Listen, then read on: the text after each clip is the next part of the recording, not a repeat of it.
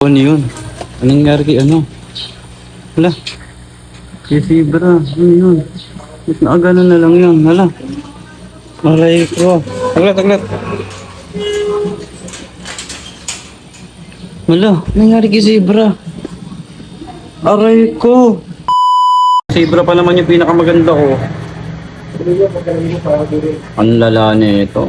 Kaya na sunod-sunod yung ano. Sunod-sunod yung ano sa akin ha. Sunod-sunod yung namamatay na isda ko dito ngayon. Sipag-sipag ko naman mag-water change eh. Samahan nyo ko, ilibing na natin to. Ba yan, nakakatamad. Tinatamad ako pagka ganito. Oh. Walang iya mo. Ang ganda-ganda pa naman eh.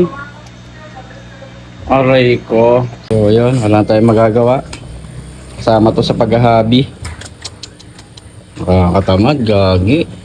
Tangin, ang ganda-ganda pa naman ni Zebra. Hindi ko pa naman nagagamit pa. Tapos bigla na lang namamatay. Anay ko naman. Libing na nga natin to. Kasama talaga ito sa pag-iisda. May mga ganyan na pangyayari talaga na hindi natin na ano. Ganda pa naman yun. Zebra. Aray ko. Aray ko naman. Aray ko.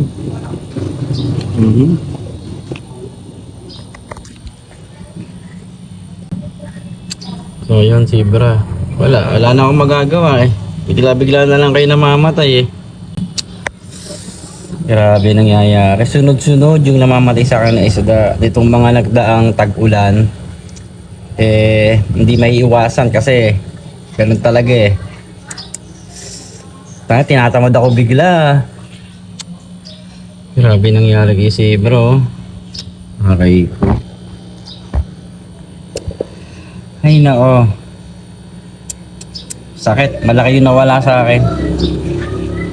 Malaki. Isa to sa mga pinaka-favorite ko si Zebra. Ay nako.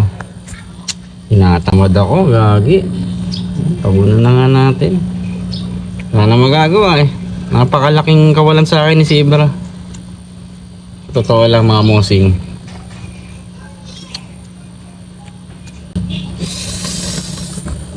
So yun, wala tayong magagawa.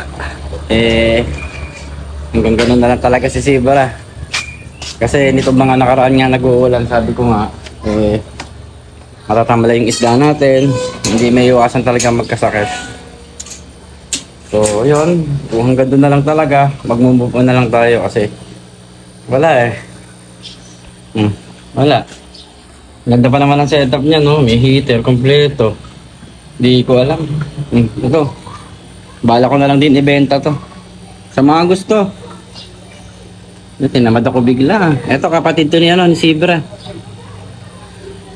Ngayon ako. So yun, hanggang dito na lang. Wala eh. Tinamad ako. Aray ka. Ang laking kawalan sa akin ni Zebra. Gagi. So yun na lang. Bye-bye. Shipping. Peace out.